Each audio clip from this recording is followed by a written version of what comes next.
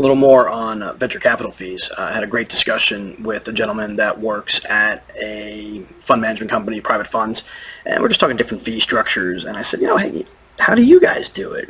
And he said what's very common is they'll do a deal where every investment inside that fund is its own deal, like a separate company, separate vehicle, and everything. And in some ways it makes sense, kind of, keeps things kind of nice and clean.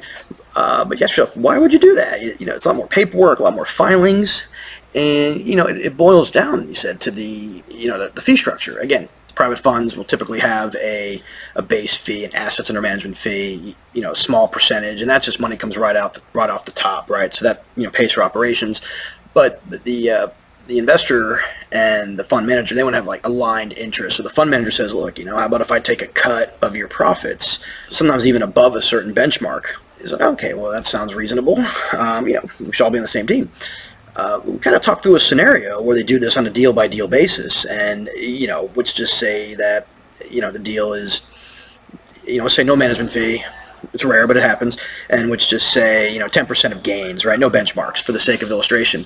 All right, there's a deal, one deal, 10 investments in that deal, and if all of them go from worth $100 to $1,000, $1,000 investment became $10,000. There's $9,000 to go around. Say the fund manager gets 20% of that. Okay, well, great. Fund manager gets $1,800, and the other $8,200 goes back to the investor, right? So the $1,000 of the investor became $8,200 back in your pocket. Hey, not bad. So in that case, it doesn't really matter.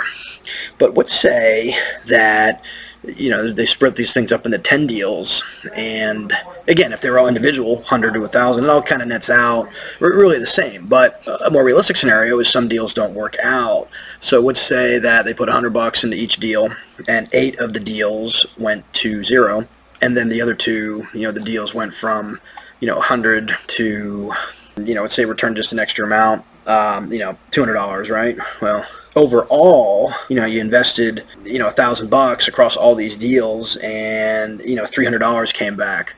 So, really the investors should get their $300 back, and that should be it. Again, if all the deals are in the same pot. But if you did it on a deal-by-deal basis, right, and 8 or 9 of the deal, let's say 9 of the 10 deals went to 0, just for the sake of math. But one deal went from 100 to 200. Well, the fund manager would get 20% of that $100. So wait a second. Like, you had 9 losing deals, lost everything, and then this one on the side made a little bit of money, and you're getting paid extra on that? Doesn't sound so good, right? I mean, that's hopefully no one's gonna strike out that much, but you have to think about understand the fee structure. That's one example. That doesn't seem to be very investor friendly, but it's very common. So it should always be important to ask, how a fund is structuring the money that you hand over to them. Hey, is this the whole thing? Is this, deal by deal basis?